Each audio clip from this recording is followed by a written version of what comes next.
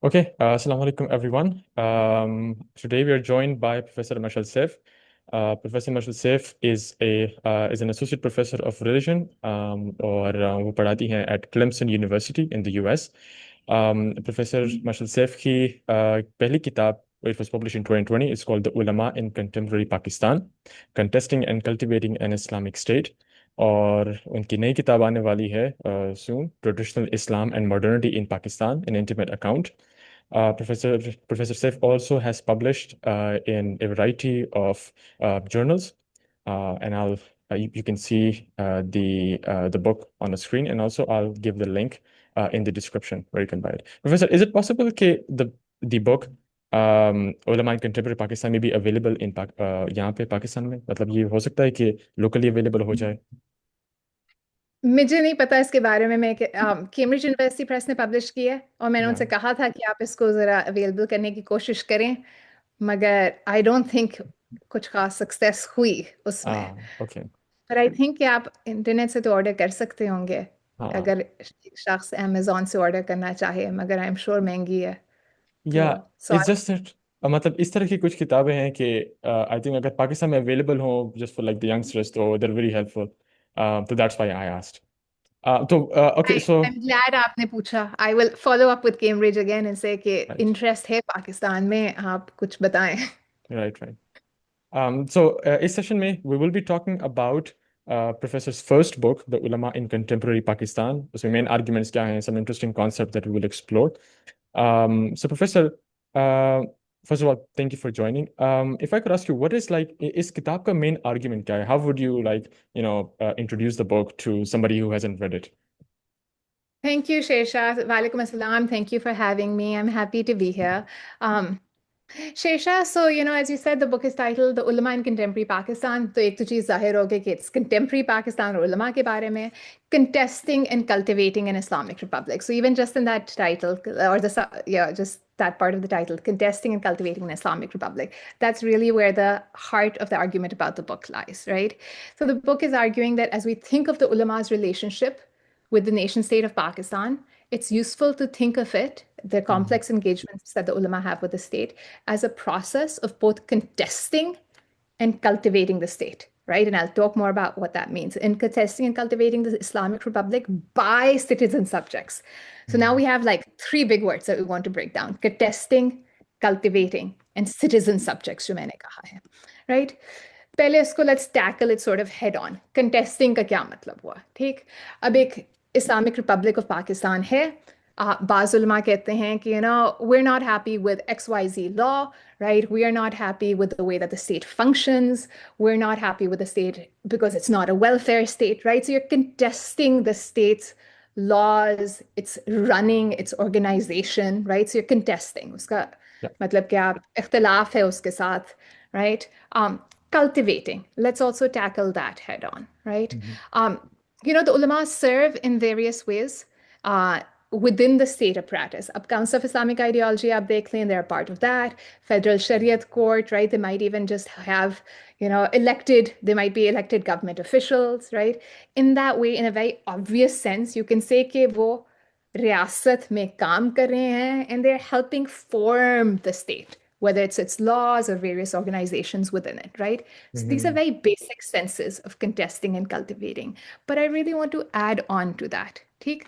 About cultivating, yani कि banana, right? Let's take that head on. Again, एक तो हमने कहा कि they can do it from within the state apparatus, from working within it, right? But also we recognize this, anyone who's growing up in Pakistan, who reads about Pakistani history, recognizes that even functioning outside of the formal state apparatus, the ulama and Pakistani citizenry even have ways of forming the state. Uska kya Mhm. matlab hua?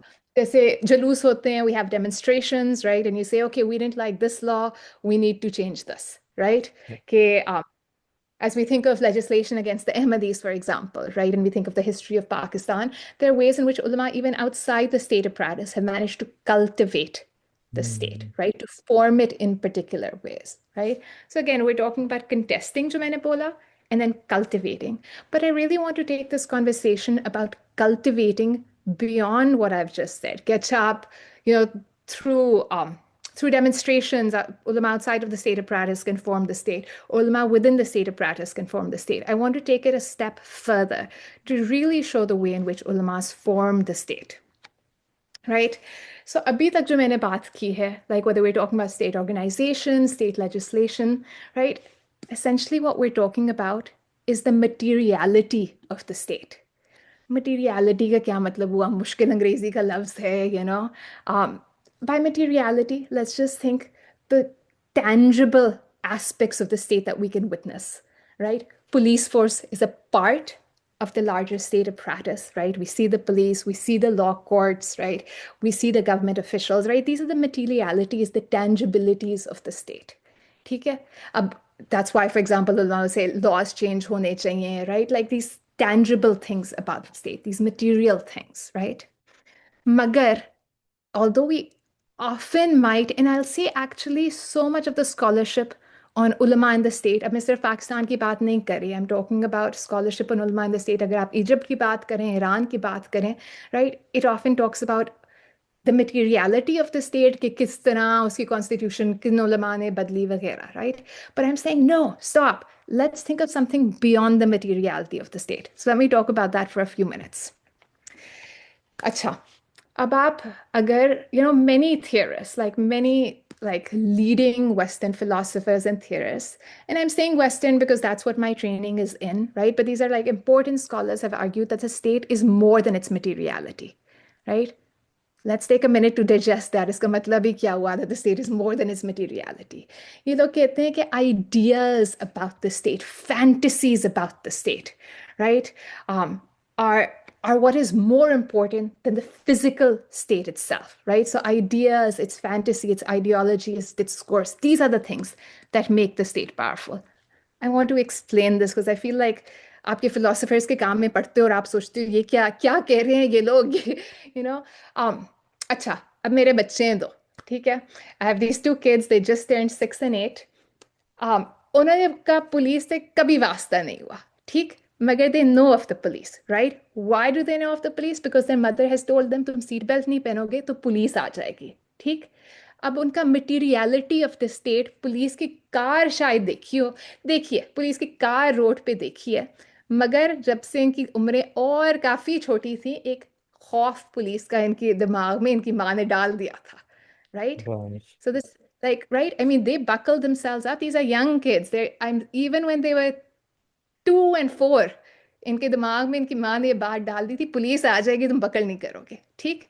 So when I say like the idea of the state is powerful, they've never encountered the materiality of the state, but they buckle up every time, and if they don't, I tell them police aa jayegi, right? Right.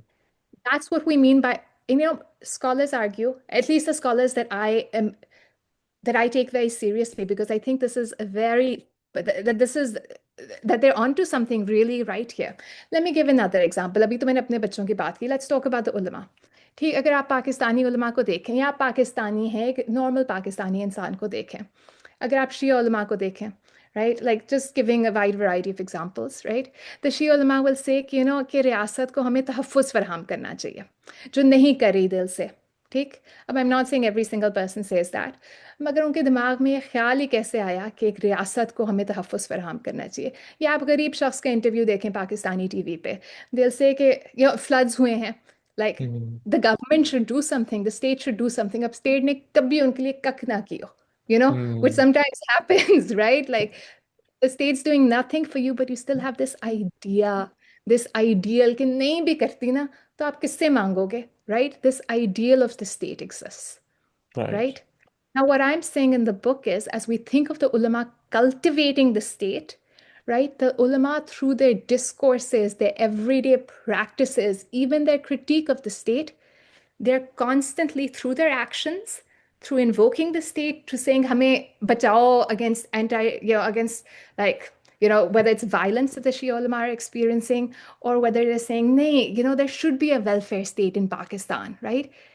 They are helping form ideas about the state, and those ideas about the state are in fact far more powerful than the materiality of the state. ठीक?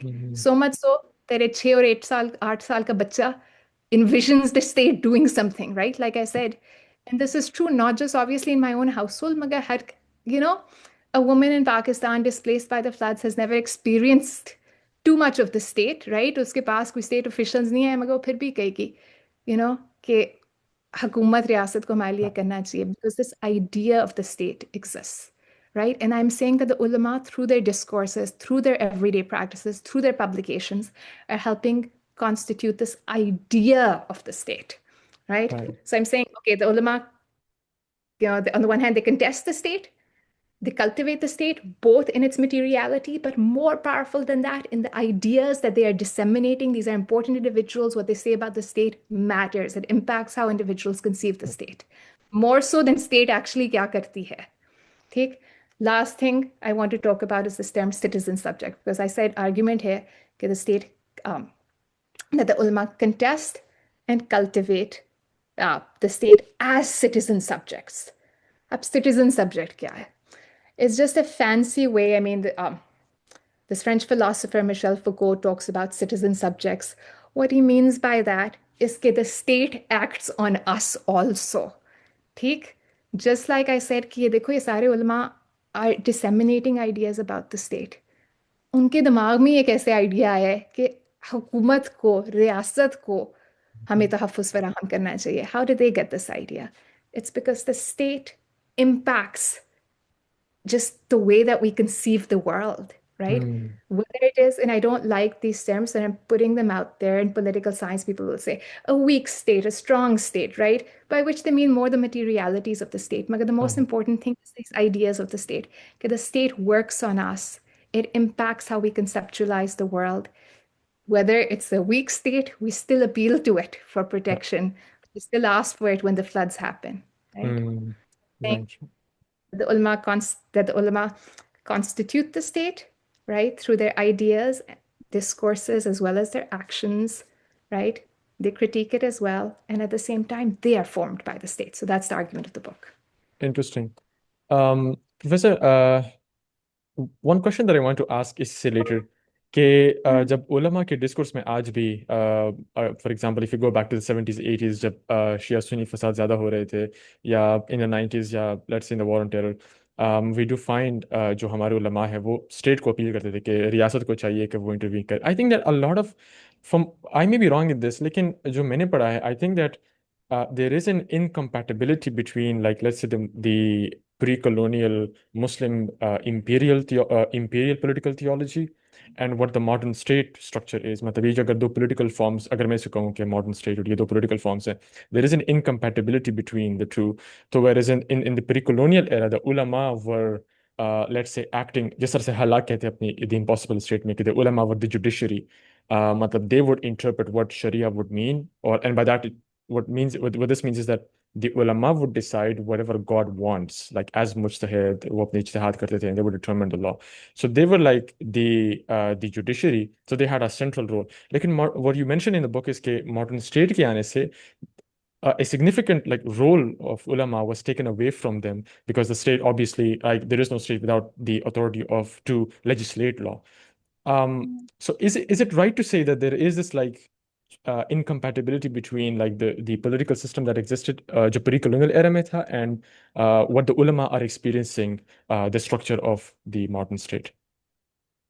Excellent question, Shesha. You mentioned Wael Halak, whose works I also enjoy a lot, Yeah. and um, you know, I'm convinced by his Nice. arguments there. His work is Yeah. exactly. I have my own copy, very marked up. It's titled The Impossible State. जैसे तुमने कहा, Halak is saying, just for the ulama, and you see this today even. So this, just and you see these tensions play out as well, right? Ke halak, as you were saying, he says ke bhai, in the pre-modern era, the ulama are the ones who formulate and implement the law. Take obviously the state like has its power that it uses, right, to ensure the implementation, but the individuals are, who are forming the law are the ulama. Take then the nation state, and God is acknowledged as sovereign, right? It is God's sovereign law, right? Yeah.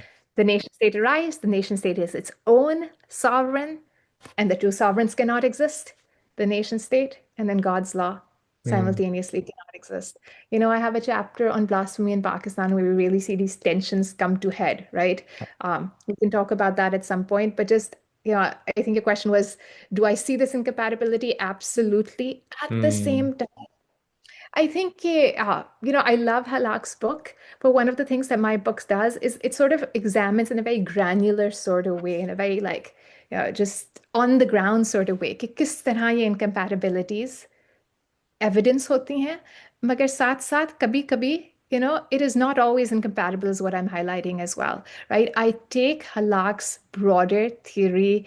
I stand by that, as in I embrace it. I think he's absolutely onto something incredibly just he's correct there. But in the way that it granularly manifests itself in Pakistan, कभी कभी आप देखते हैं कि वो tension नहीं भी होती.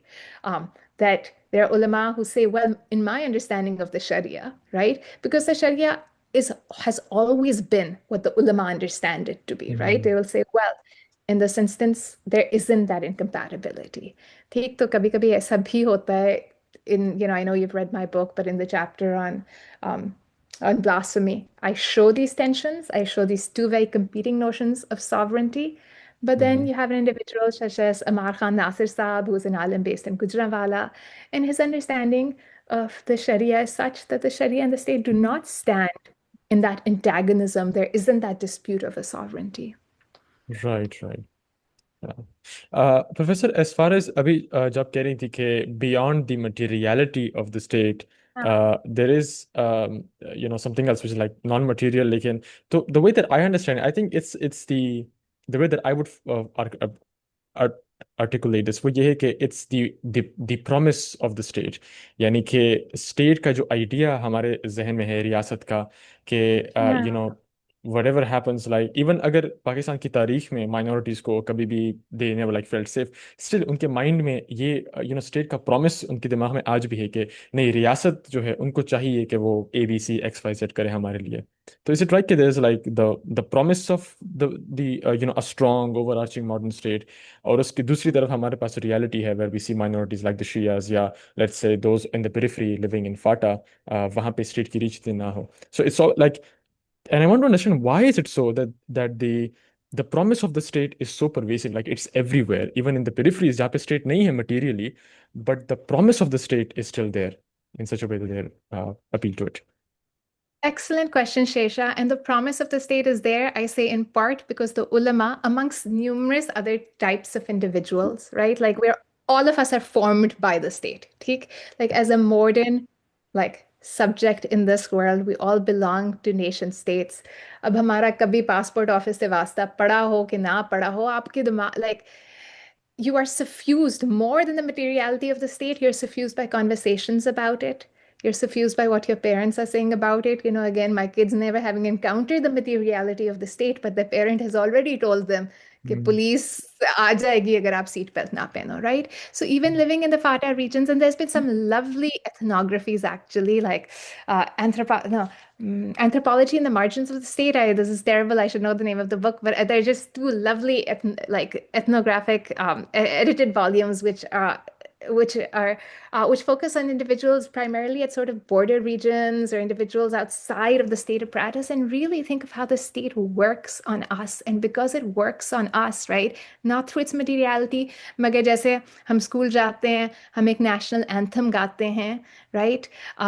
हमें मैं पाकिस्तान में स्कूल गई थी like we would put our hand on our breast and we would say I swear allegiance to the flag of Pakistan ठीक और हमारा flag उधर होता था right so these like the national like every day the national anthem the swearing allegiance right like these things form our ideas अब Mhm. I don't know कि फाटा के region में सारे बच्चे जो है are they doing the same मगर again like materiality नहीं right like Mhm. it is not as if उधर एक आपका जो है गवर्नमेंट ऑफिशियल आया भी ना हो कभी आपका उससे वास्ता भी but these ideas are there and these ideas we are perpetuating school systems में परपेचुएट हो रहे हैं हर जगह परपेचुएट घरों में परपेचुएट हो रहे हैं even in these and so you're absolutely right ये promise of the state कहाँ से आता है this is us going back to what the book is I use this term citizen subject right कि आप पहले ही आपके दिमाग में बात आ चुकी है कि भाई रियासत एक चीज़ है जो आपको तहफ़्फ़ुज़ फराहम करेगी, जो आपके लिए, even as a minority, you'll have certain rights, or that when the floods happen, आपके लिए,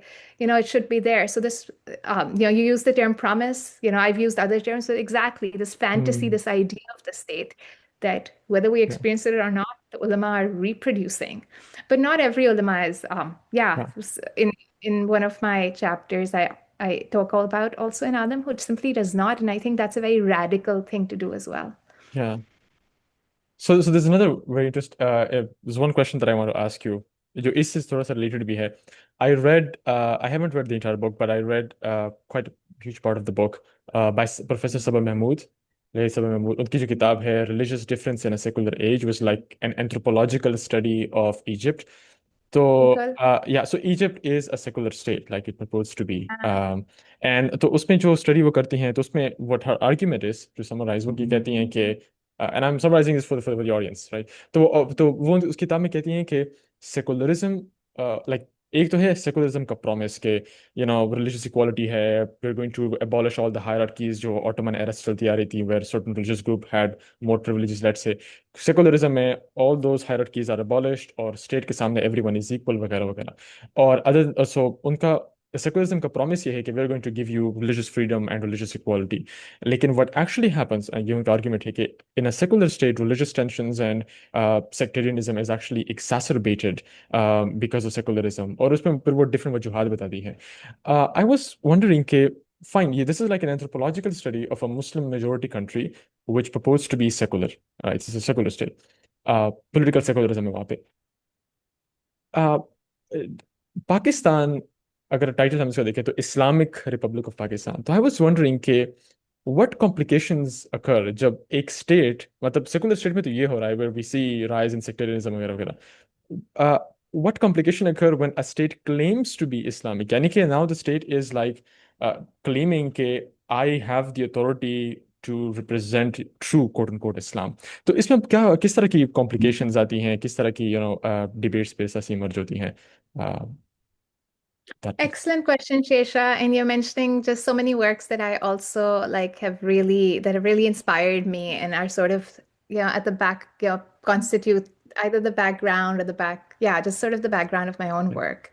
Um, you talked about Sabah Mahmood's work, which is amazing, as is all her work.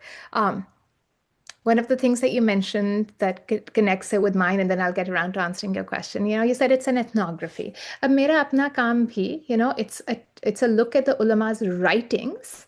Magar in addition to writings, I've done a lot of observation of the ulama, mukhtalif madaris mein jaake, just sitting in the Darul Ifta and just observing how the ulama are operating. और interviews भी मैंने काफ़ी किए हैं, some just a one off कि चलो एक council of Islamic ideology का एक मेंबर है, उससे ज़रा मुश्किल होती है वो इंटरव्यू लेने में, मगर मिल जाते हैं आपको, but then for ulama who are more open to it, आपकी ऑनगोइंग गुफ्तगू रह सकती है, right.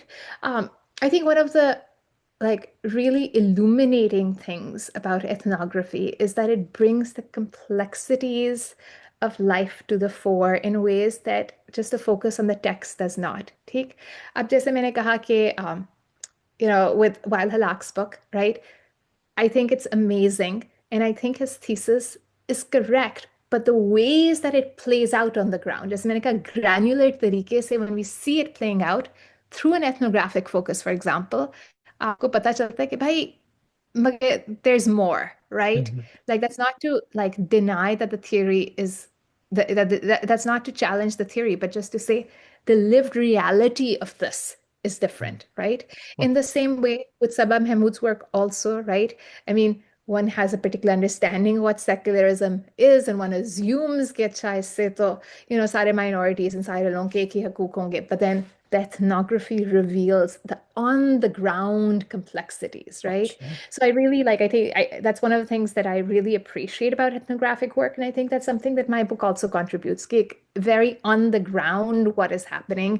And you can really see that bringing like the ulama and their conceptions of the state, their engagements with the state to the fore in ways that textual analysis of the ulama does not. ठीक. कि Hmm. आपको जब आप उलमा की writings पढ़ते हो, एक तो depending on who the alim is, they might not even write about the state in any way, right?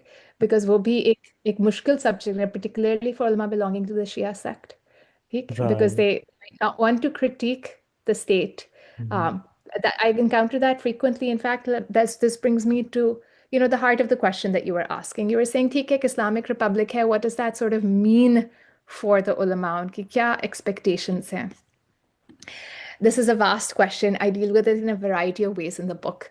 Abhi ke liye, let's talk about Shia ulama because I just mentioned them, and I'll say कि किताब में there are 3 chapters that focus. The first 3 focus on Sunni ulama, primarily, not exclusively, but primarily. Akhri do focus on Shia ulama.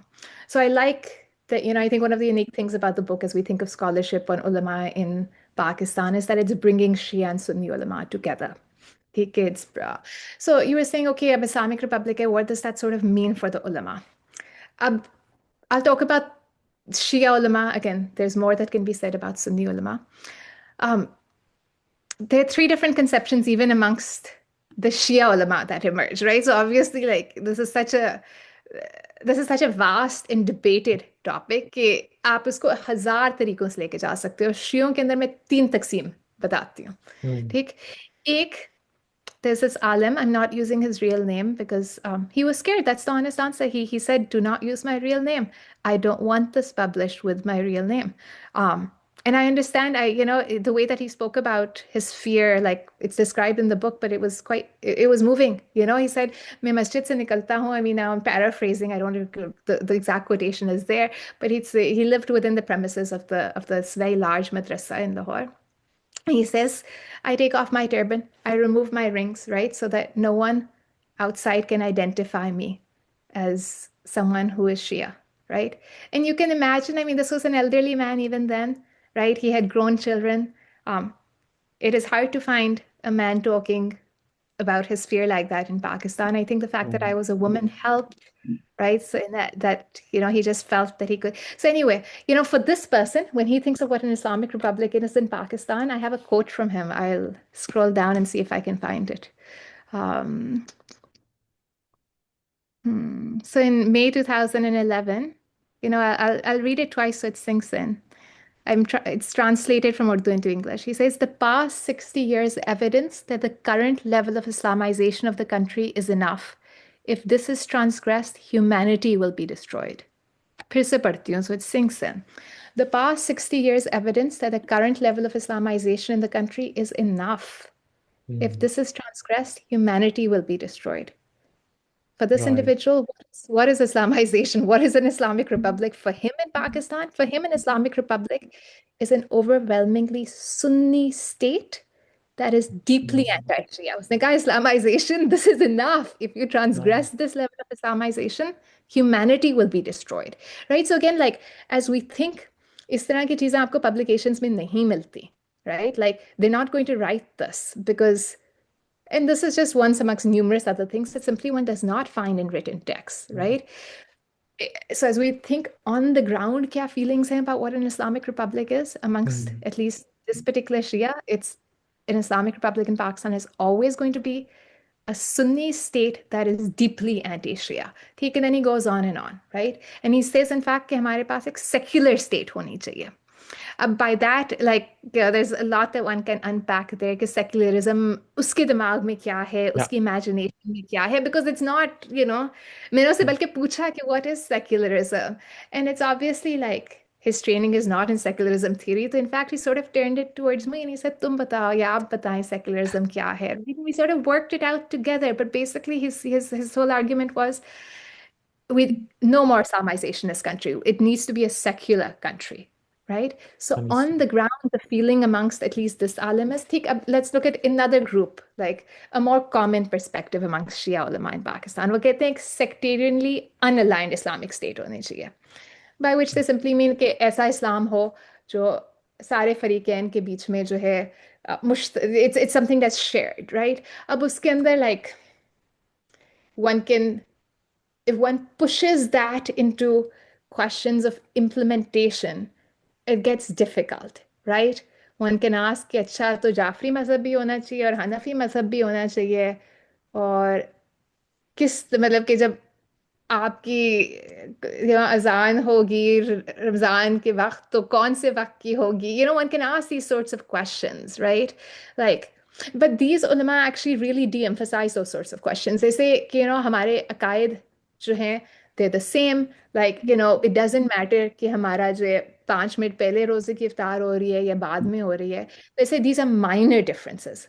But those minor differences, for Qibla Saab, the person I just talked about, for him, it's like the pagadi and the rings, these minor differences are what marks him as a Shia and what he Hmm. thinks like. And I mean, these fears are real. We have in our history, you were talking about the 80s, even like, more recently, there are people sometimes stopped and taken off buses and if Yes. identified as Shia, like, Yeah. we minor चीजें ना नाम like या शायद Yeah. किस Marks on the वक्त back. ने साथ की या रिंग्स Yeah. इस तरह की चीजें like just different. And then there's another alim who I mentioned, and I'll stop after this because this is a question open to so many different ways of engagement.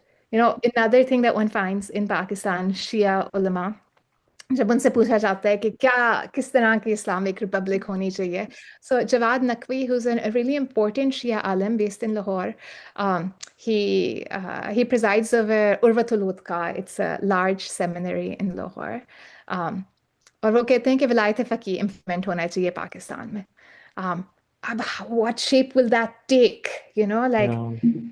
एक ही फकीह तो हो सकता है, right? अभी तक तो जिस तरह वलायत फकीह समझा गया है कि फकीह तो एक ही हो सकता है.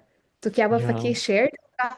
मतलब कि किस तरह की आपकी allegiance to your own country होगी while you're simultaneously like you know, having this deep allegiance to this faqih elsewhere, Hmm. like just how will that tangibly look? That's Yeah. not something he gets into, but he says very clearly that walayat faqih needs to be implemented in Pakistan. Um, and kis tarah, matlab ke, yeah, just how will it be implemented on a national or state level? He doesn't get into the specifics of that, right? But he says this needs to be our theopolitical model. तो बहुत मुख्तलिफ मुख्तलिफ जवाब हैं उलमा के with regard to what an Islamic state or Islamic republic in Pakistan, how they envision it, particularly given the realities also of life. Some are far more practical.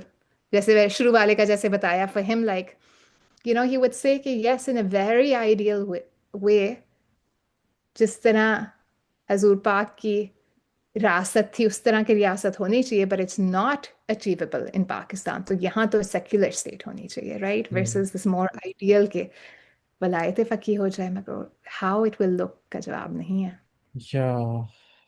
Okay, I have a lot of questions अभी इससे related, हाँ. लेकिन I think, Professor, one thing that I'll say is कि I think ये जो secular word है, ये I think इतना antagonize हो चुका है, just like in the general discourse, that the moment somebody hears secularism, yeah, secular, then that's like, anathema. That's like, this is something like, the sort of words that you're not supposed to say with regards to, let's say, how what Pakistan should be like as a state. Um, you mentioned something के अगर हम Islamisation की उस पर बात कर रहे हैं हिस्ट्री, तो जिया के रिजीम में उसका एक पॉलिटिकल बैकग्राउंड भी है. वंस ही हैंग्स भुट्टो, फिर उसके बाद ही was in a very awkward situation. तो उसने अपनी लेजिटिमेसी के लिए ही had to start the Afghan jihad. और उसके साथ साथ Islamisation was also something that he starts with उस जमाने में. और उस फिर एटीज़ में देखते हैं, 90s में भी, कि there is a rise in sectarian tensions, especially when comes to Sunnis and Shias. वो भी इसी दौर में स्टार्ट होते हैं. माय क्वेश्चन इज कि um, अगर हम जिया रजीम को देखें और उसमें जो इस्लामाइजेशन शुरू हो चुकी है, do we is it right to say कि उलमा from that point onward, let's say the Sunni ulama in particular, how would you conceptualize how would you describe their relationship with the state of Pakistan? Is it like they got more close, या ज़्यादा tensions इनके दरमियान हो गई? We can talk about the Shia scholars later on and what their perspective was, let's say after Zia. लेकिन अगर हम Sunni perspective से देखें, so was it like, full collaboration, या फिर we saw more tensions between the two groups. क्योंकि मुझे याद है कि अहले हदीस के जो बहुत बड़े स्कॉलर थे, मैं नाम भूल गया हूँ, तो उन्होंने बेसिकली ज़ियाउल हक को बहुत ही बुरा भला नहीं कहा, but he did like challenge him कि आप तो अपने आप को अमीरुल मोमिनीन कहते हैं, तो ज़रा शरीयत को भी नाफिज करते हैं, विच इज़ लाइक शरीयत को हम्म नाफिज करना, दैट गोज बैक टू 47। और 47 में जो उलमा और मॉडर्निस्ट की जो डिबेट चल रही थी, ये तो उसी ज़माने से आ रहा था। But when Zia claim to be Islamizing the state, तो उसके बाद फिर मुझे लगता है कि वो एक्सपेक्टेशन और ज़्यादा हो गई थी कि फ्रॉम द साइड ऑफ उलमा, कि हाँ, आई थिंक सुन्नी उलमा वो कहते I think now we are going to see you know quote unquote Sharia state. So how would you describe the relationship between like the Sunni ulama with the state from Zia and onwards? Excellent question, Shesha. I'll say that my book focuses primarily on the post 9/11 period, post 2000. So you're Yeah. right, I agree with you. Okay, you see, with Zia's Islamization efforts, some close collaborations emerging with the ulama, right? This is also like a time when, across the border, you have the rise of, Mhm. yeah, you have the revolution take place in Iran, right? So it's an interesting time uh, in this region, right? And the ulama, both Shia and Sunni, right, find themselves to be far more politically active, right? What I mean by that is Sunni ulama ki to jaise tumne kaha ki, you see their sort of like active engagement in the formation of an Islamic Republic in Pakistan in ways that they're incorporated into that role by Zia. But even when it comes to Shia ulama in Pakistan, right, they too are seeing at least the potential to have a role, right? Because they're Mhm. seeing it across the border in Iran, right? Mhm. They're not accorded that in Pakistan, ठीक? But उनको ये नजर आ रहा है कि this is a possibility, right? Mhm. This is just so you see Shia ulama becoming more politically outspoken during this period, right?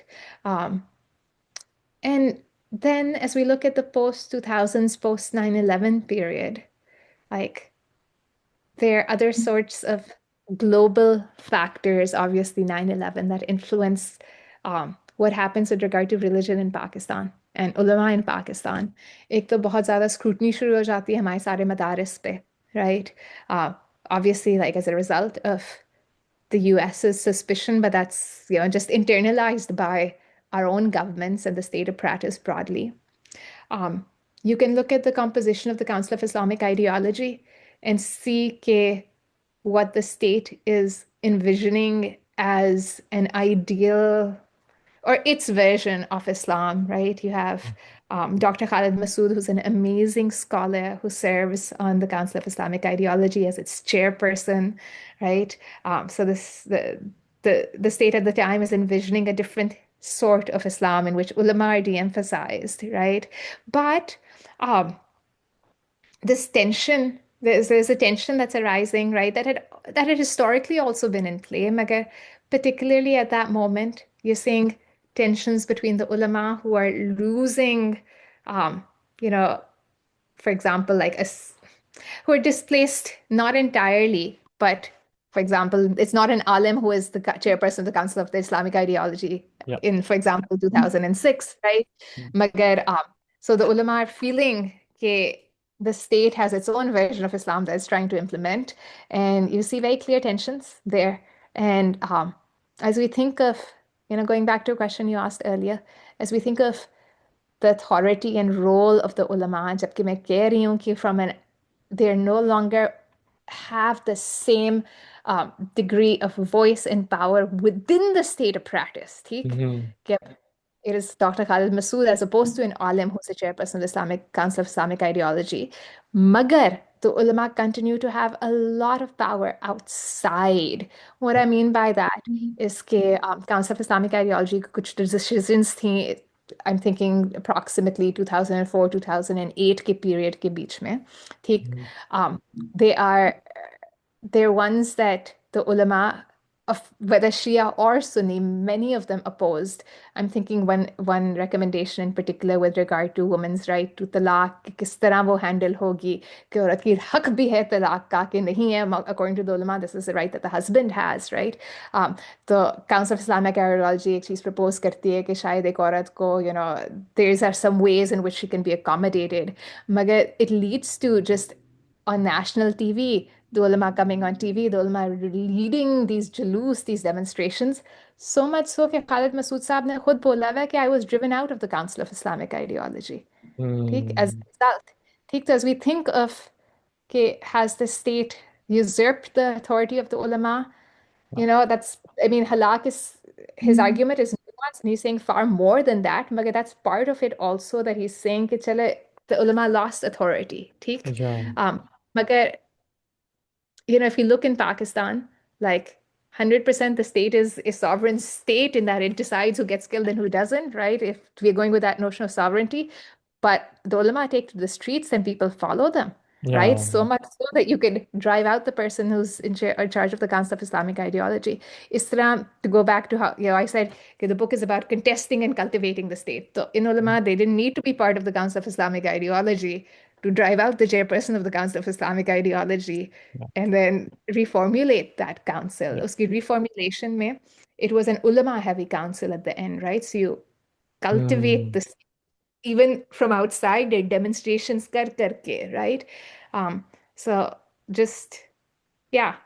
I hope that answers your question. Yeah, it's just a very I don't know if that's the right word, लेकिन एक paradoxical situation बन गई है कि on the one hand the ulama are criticizing and pointing out the faults of the so-called Islamic Republic, but at the same time they're also taking away their authority. उनको ये कह रहे हैं कि नहीं, फॉर एग्जांपल अगर council of Islamic ideology की बात करें तो वो कह रहे हैं कि नहीं, हम उलमा हम करेंगे, इस जो काउंसिल ऑफ इस्लामिक आइडियोलॉजी है या इनकी जो रिकमेंडेशंस है, दोज आर नॉट मतलब लेट्स से फुली इस्लामिक. तो on one hand they also implore the state to become Islamic, और हाँ जब वो स्टेट अपने तरीके से इस्लामिक मतलब whatever they consider to be right, they have Khalid Masood for example a great scholar, जब वो अपने पर्सपेक्टिव का इस्लाम प्रेजेंट करती हैं, देन उलमा starts pointing out.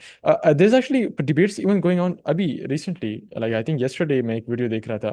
तो I don't know all the details about this marriage thing in the जो भी है, but like khula is a term, I don't know what that is, लेकिन इस पे debate चल रही है. तो I think Council of Islamic Ideology said something कि a woman can get that, which I'm assuming means कि she can get divorced or something.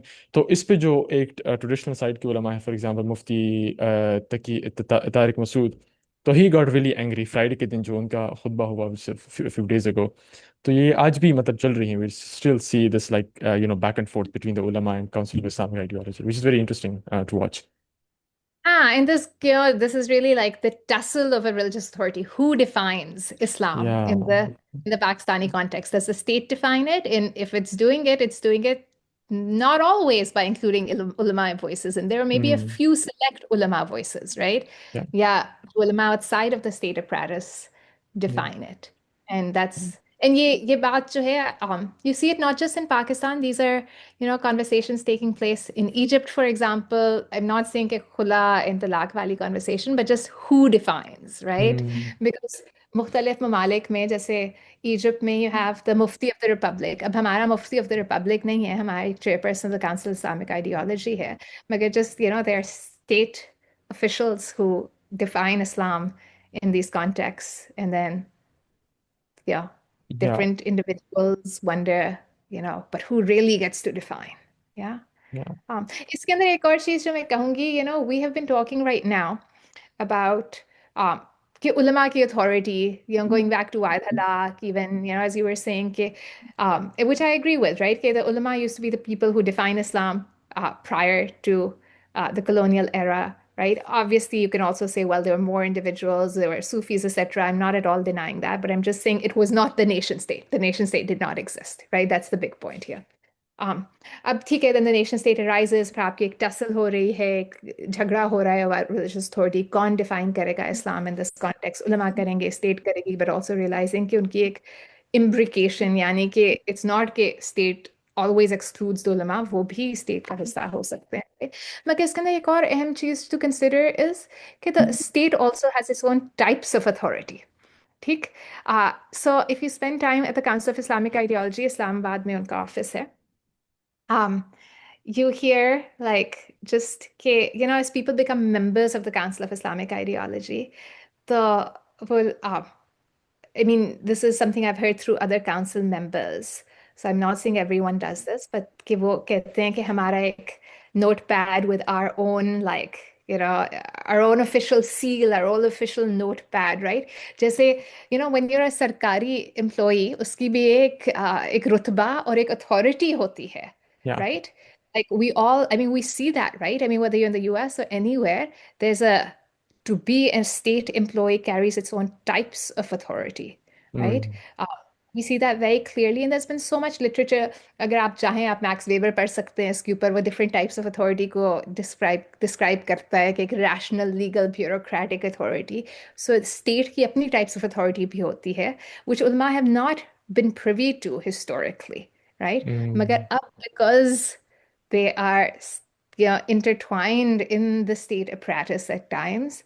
So there's this sort of they're also privy to state authority, whether through they want those markers, at least some amongst the Council of Islamic Ideology members, जो मैंने सुना है from an interview that I did.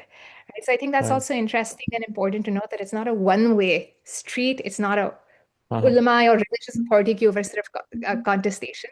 State की अपनी भी एक authority है that ulama get privy to once they are Hmm. part of that status. Yeah. Professor एक स्कॉलर आपने मेंशन किया है अपनी किताब में, हिज नेम इज मौलाना अमार खान नासिर. तो so he's a great scholar. उनसे I was in contact with him on WhatsApp. और मैं लाहौर जब गया था just for a couple of days, तो उनसे मुलाकात नहीं हो पाई, but we were in contact when I was about to meet. I have all of his books, by the way, four five books. The book that you mention, Barahin, जो उन्होंने किताब लिखी है रिगार्डिंग द ब्लास्फेमी इशू, वो मेरे पास है. तो he is actually very great great scholar, और मैं जब लाहौर जाऊंगा तो उससे मिलूंगा भी. But so the thing that I want to say is कि I think it's important to emphasize. I think West में शायद लोगों को obviously तब पता ना हो, but like even the class of ulama is not like uniform. मतलब इतने divergent opinions हैं. Even with regards to, like you mentioned in the book, for example, Salman तासीर के केस में जब sovereignty की बात हो रही थी कि which one has मतलब authority to, let's say, consider a person's life to, worthy to be killed. So isme, we see a difference of opinion. Even his father, Maulana Zahid Rashidi Saab, he supports it. So I think it's also important that when we use the word ulama, fine, like Shia Sunni, that's one thing. But even within the Sunni tradition, there is just like a vast tradition or some बहुत ही divergent opinions. Uh, बिल्कुल शेष, I couldn't agree more with you. और आपने अमर खान नासिर साहब के बारे में कहा that he's a great scholar. I'll also say he's a great human being, and same for his father. I'll say कि I feel very privileged that so many ulama, Shia and Sunni, let me into their lives, their homes, that they shared so much with me. अमर खान नासिर और जाहिद राश्दी साहब के घर में काफ़ी दफ़ा गई हुई हूँ. Unki just they are lovely human beings who welcomed me and my father into their house, and Mhm. uh, just yeah. So and jaise aapne kaha absolutely, there's diversity even within, like, so both Zahid Rashdi and Amar Khan Nasir identify as Deobandi. Like with Amar Khan Nasir साहब उनने I think he's more unique in his perspectives, and last मैंने उनसे बात जब उनकी identification क्या क्या आप अपने आप को देवबंदी कहते हैं, तो Yeah. he did say it's been quite a few years that he calls himself Deobandi, but he knows himself, he said himself कि he has more unique views. So Mm. even like बिल्कुल जैसे मैंने शियाओं की कहा कि अच्छा उनके अंदर ये 3 तरीके से उन इस्लामिक रिपब्लिक को समझ रहे हैं, देवबंदियों के अंदर भी एक ही हाउस होल्ड के अंदर भी एक वालिद Yeah. साहब जाहिद राश्दी साहब और अमार खान नासिर साहब का इख्तिलाफ है. They live together, last I knew, जब मैं but they live together peacefully, of course, happily. I don't Mhm. know if they're still in the same house. Magar just yes, differences of opinion have historically been such an important part of the Islamic religious tradition, and they continue to be that. And obviously, sometimes there are tensions, and people are uncomfortable with those differences of opinion. Magar other times we see them handled with grace, with Mm. scholars like Zahid Rashdi Saab ne, he's written about his views. उन्होंने अपने views in blasphemy छापे हुए हैं.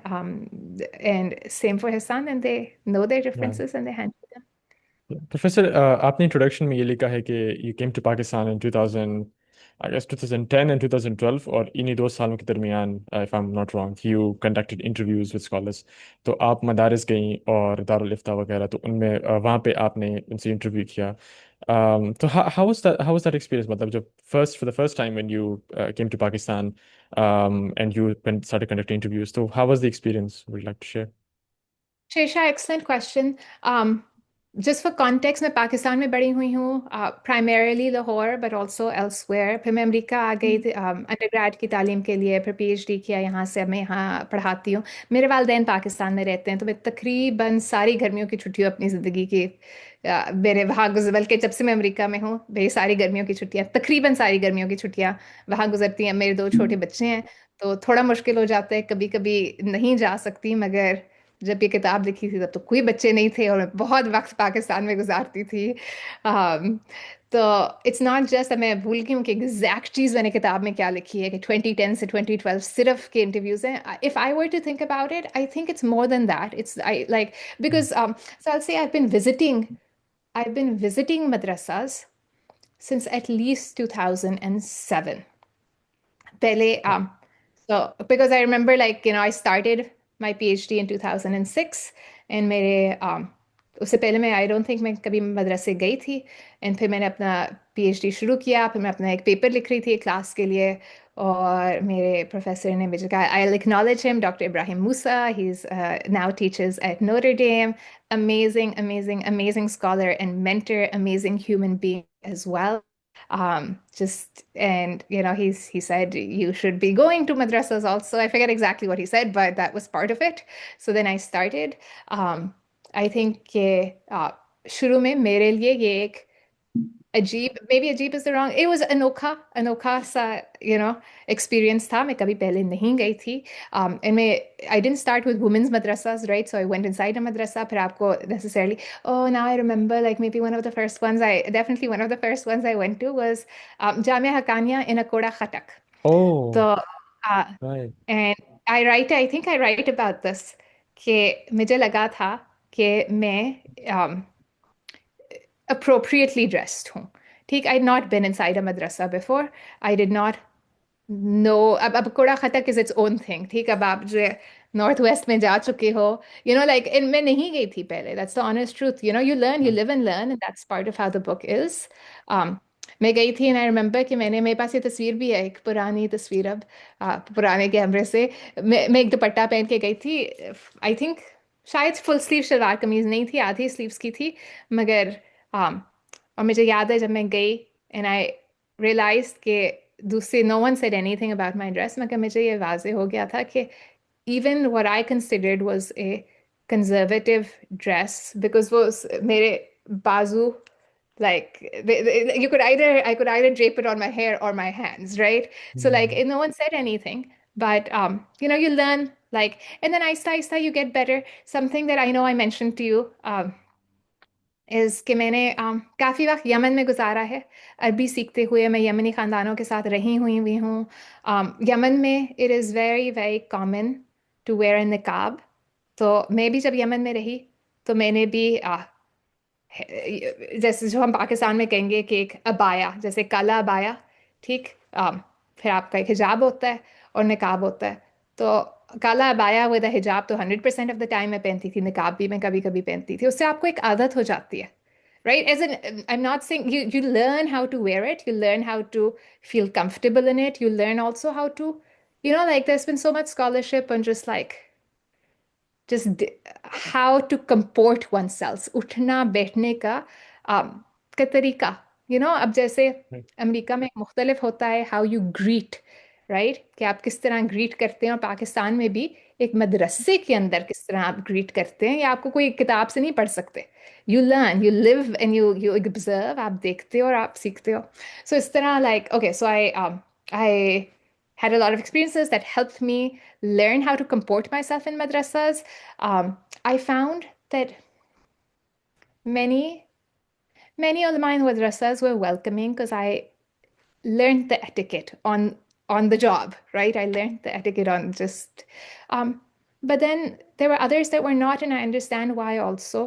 मतलब कि जैसे हमने बात की कि पोस्ट 9/11 में रिसर्च कर रही थी, I am not going to name the madrasa, मगर एक लार्ज देवबंदी मदरसा इन लाहौर, मैं उधर गई। मैं अमूमन अपने वालिद साहब के साथ जाती थी, because it helps, you don't want to go in, you learn, you don't want to go in as a single woman, right. तो मैं अपने वालिद साहब के साथ जाती थी, and they asked me very blunt explicitly कि आप लाइक आप अमेरिका में होते हैं, आपको अमेरिका ने भेजा है, आप टेररिज्म रिसर्च कर रही हैं, हमारे कोई टेररिज्म नहीं है, आप दे एसेंशियली सेड क्या, दे डिडंट से चली जाए, मगर बात वाज़ेह थी कि आप चली ही जाए, तो मैं चली ही गई, इसी तरह होता है। तो हाँ, मगर like I said, some people were amazing. They welcomed me into their lives, into their homes. दूसरा maybe not into their homes, मगर वक्त गुजारे आप उनकी लाइब्रेरी में, जामिया मुतज़र की लाइब्रेरी में मैंने इतने महीने गुजारे, they were nice, उनके लाइब्रेरियन बड़े अच्छे थे। आहिस्ता आहिस्ता उलमा आपको देख के खुद ही क्यूरियस हो जाते हैं कि भाई कौन बीबी है जो आके हर रोज़ हमारी जामिया में बैठ के लाइब्रेरी में किताबों का मुताला कर रही है, तो खुद ही आपसे पूछ लेते हैं। फिर आहिस्ता आहिस्ता आपकी गपशप लग जाती है, आप कहते हो दारुल इफ्ता में बैठने दे। So it was, I enjoyed it. I enjoyed forming those relations. There's a limit to the relations because you're a woman, right? So like, yeah, but it also leads to questions and conversations. जैसे मैंने कहा, वो जो शिया आलिम थे, I who said कि I'm scared, मैं इस जामिया से निकल के अपनी पगड़ी उतारता हूँ. I wonder if you would have said that if I was a young man instead of a young woman at the time, right? Because sometimes you might not say that to another man, to be that vulnerable with another man, but maybe you might think कि ये एक औरत है, शायद ये बेहतर, शायद ये बात समझ जाए, maybe I can be vulnerable in front of her. वैसे I just like ask the last two questions and then we can like wrap it up. तो आपकी जो अगली किताब आ रही है, जी, it's traditional Islam and modernity in Pakistan, तो उसके बारे में आप कुछ शेयर करेंगे, like what that book is about जरूर. or um So I'll say I'm still debating the title of the book. I am yeah. also wondering whether it should be something like Quotidian Ulama, Lived Islam Amongst Pakistan's Religious Elite. Let me explain that. Whether it's Purana title hai ya ye wala title hai, the book also is an ethnography. It's primarily an ethnography of Pakistan's ulama. ठीक, यानी कि जो मैंने वक्त गुजारा है उनके साथ. Because again, text only reveals so much. Text आप एक रिफाइंड तरीके से लिखते हैं, ओनली सम उलमा राइट टेक्स्ट, नॉट ऑल उलमा राइट टेक्स्ट, राइट। कुछ सिर्फ दर्स पढ़ाते हैं मगर लिखते नहीं हैं। um, उस किताब के अंदर 4 मौजू हैं जिनके ऊपर मैं फोकस कर रही हूँ। एक पाकिस्तान की शिया आलिमात, ठीक।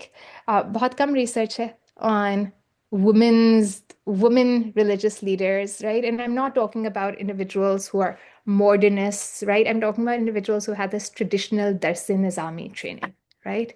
Or just the equivalent of that, someone with a traditional training. Pakistan mein, for the past approximately 2 decades, you've had this rise of Shia alimat. तो उन पे एक, again, I've attended a lot of dars in Lahore, तो एक chapter उन पे है। एक चैप्टर है ड्रीम्स और ब्लास्फेमी पे, right? There's a wonderful quotation. I'm not remembering it exactly, but it's approximately goes some things like, the individuals, historians, when they write about antiquity, they forget that their subjects slept for 1/3 of the day, and when they slept, they dreamt, right? Which is to say, dreams matter. ठीक, मतलब कि आप उलमा को या किसी को, whenever you're studying someone, right? It's not just the textual production. For me, the dreams are an important component that I find articulated by ulama themselves. Um, you can see this, the importance of dreams, obviously, in the Sufi tradition, but also amongst like just ulama broadly. It has been interesting to me to see how many of them talk about their dreams, right? So just, and in those dreams, when they talk about the dreams, like, and the dreams matter, right? Hamari apni, in the Islamic religious tradition, like dreams, particularly dreams in which the Prophet, peace be upon him, appears, those matter, right? So it's actually a chapter on the intersection of dreams and blasphemy. Okay, how guilt is proven or not through dreams that the ulama are having. There's this, you seem a little confused. Just there have been ulama and others who've dreamt of the Prophet Muhammad appearing to them, maybe alongside Mumtaz Qadri. So it's just been an interesting set of dreams. And there are publications on this as well. They've published about this as well, but they also talk about this and why the dreams sometimes seem to be more significant than what the Sharia explicitly says. So it's just interesting. That's one of the chapters that, these are humans. What is their lived experience when they're talking about it? What are they talking about? Well, dreams is actually something important for them, it turns out. Um, and then there are a couple of other chapters. One is on, again, sort of the everydayness of life. हम खुद अभी technology इस्तेमाल करके बात कर रहे हैं. There's a chapter on technology and fatwa issuance because आजकल technology is so much a part of everyone's lives, including the ulamas, as we think of just the everyday lives of the ulama, dreams, technology and Islamic law, right? That intersection.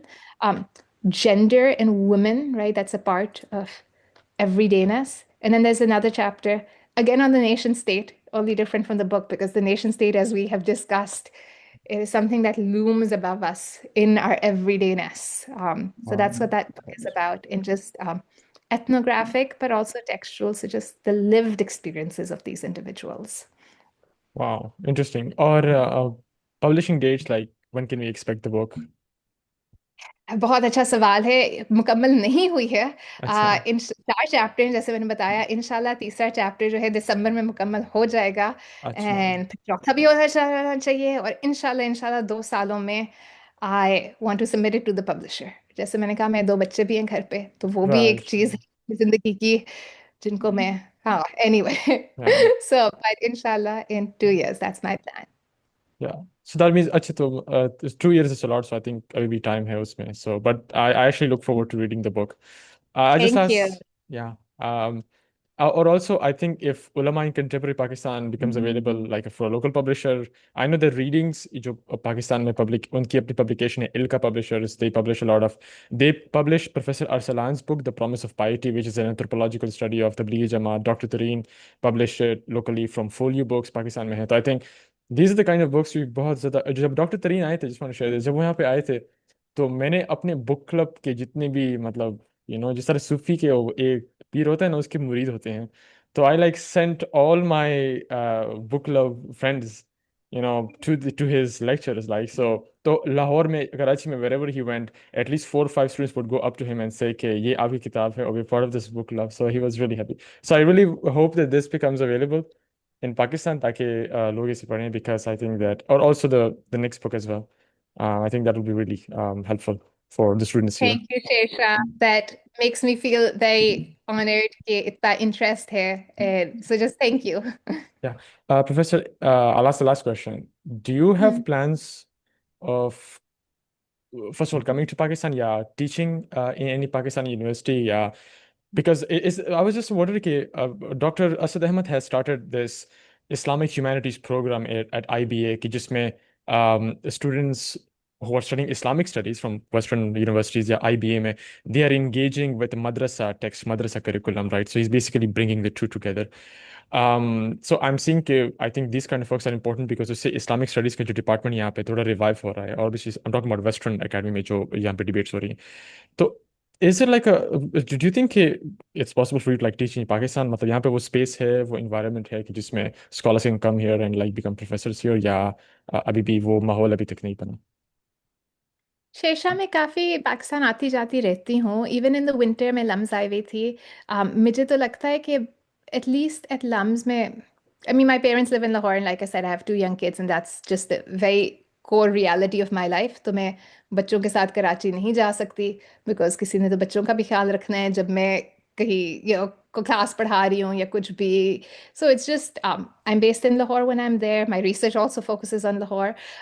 मगर मुझे लगता है कि at a place like Lums, which I'm most familiar with, absolutely there is such an environment for these conversations, and I feel they are happening at Lums. मैंने Lums में काफ़ी दफ़ा talks थी हुई हैं over the years. Even जब मैंने अपना PhD मुकम्मल नहीं किया था, I taught there because I was there for like almost 2 years, 1.5 year in the summer, approximately 2000 and yeah, maybe like that's the part you were thinking of. 2010 to 2012 May, I was mostly based in Pakistan doing my research for the book. तो तब dissertation थी. तो तब मैंने lumps में भी पढ़ाया और मैं लम्स में on and off lectures हर देती रहती हूँ. अब एक there's a conference happening and there's a workshop happening in Lahore in the winter अभी it's called the Pakistan History Workshop. I think 18 दिसंबर को है. इंशाल्लाह मैं उसके लिए आ रही हूँ. अगर और मौका मिले पाकिस्तान आने का तो मैं हमेशा I am always very happy to come. Pakistan मेरे दिल से बहुत करीब है. मेरे वालिदैन वहाँ रहते हैं और हमेशा खुशी होती है वापस आके. मेरी रिसर्च भी उस पर फोकस करती है. तो इंशाल्लाह ज़रूर आप लोग बुलाएं तो इंशाल्लाह. Right, right. Thank you so much, Professor. Thank you for your time. Or we're reading this book in the book club, Abhi. So we just like read the introduction, or बाकी हम इसको पढ़ रहे हैं. So I'll end the session here. Thank you so much for your time. For those again, the book that we talked about is Ulama in Contemporary Pakistan. You can check this out. Or with that, thank you so much, Professor. I'll end the conversation here. Thank you Shesha.